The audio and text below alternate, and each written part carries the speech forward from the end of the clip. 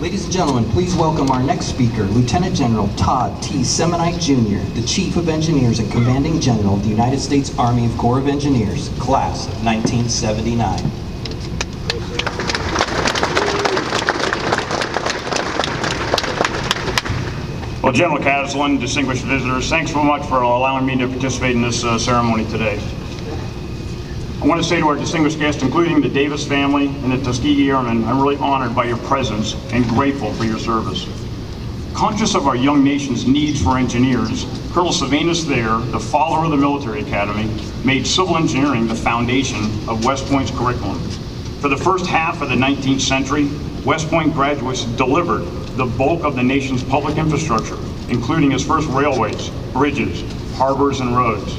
So, as the 54th Chief of Engineers, but more to the point, as a proud member of the Long Gray Line, it is my distinct pleasure to participate in the dedication of West Point's newest barracks to the memory of an American hero, a pioneer who, despite tremendous adversity, thrived rather than buckled.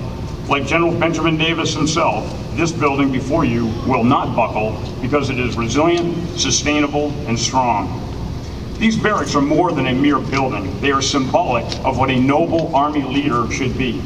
Think about this building's cornerstone. It is the most important element because it is the first stone that is set in the foundation.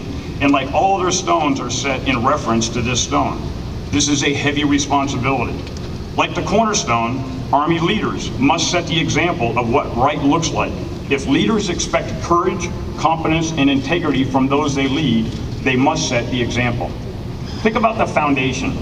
What it allows this building is to raise to great heights.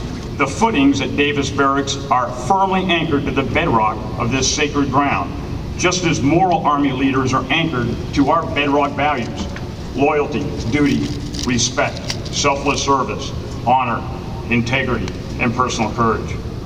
The steel reinforcing bars embedded in the concrete to strengthen the structure reflect the Army leader attributes: character, presence, and intellect.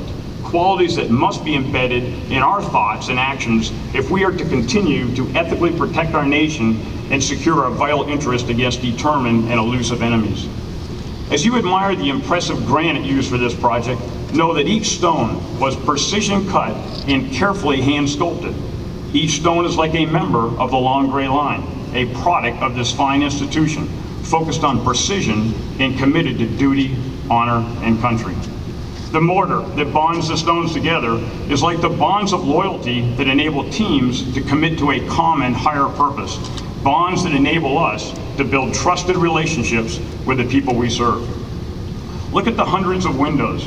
To me, they symbolize the transparency and accountability we must maintain if we are to remain worthy of the trust the American people have in us. As cadets for generations to come walk the halls of this great building, I hope they will think about the footsteps in which they follow.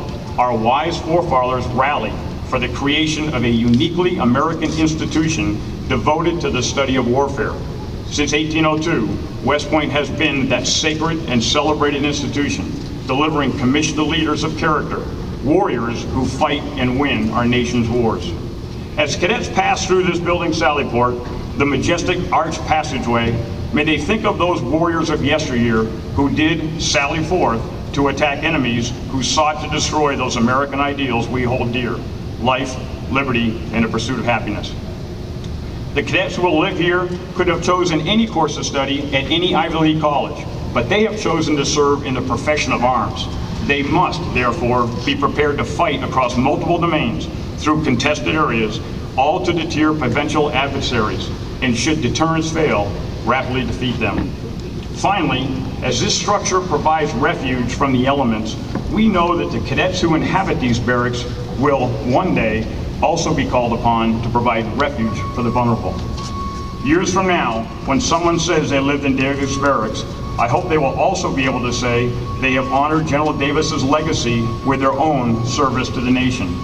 Whether they serve for 5 years, then go on to become leaders in civil society, or rise through the ranks to become a 4-star general, I know they will be worthy of the investment our country has made in them. May we all be worthy of the courageous sacrifices those that came before us, like Benjamin Davis, made. In that way, we can unequivocally declare the United States leverages the strength of its diverse workforce, of its force, and believes inclusion makes our Army stronger and more capable. I wish to express my gratitude to all of our partners, the entire project delivery team, including the members of the New York District, the reliable contractors, and the supportive West Point community. The Army Corps of Engineers is proud to have been a small part in this historic project, and we look forward to continuing to deliver for the United States Military Academy. Thank you.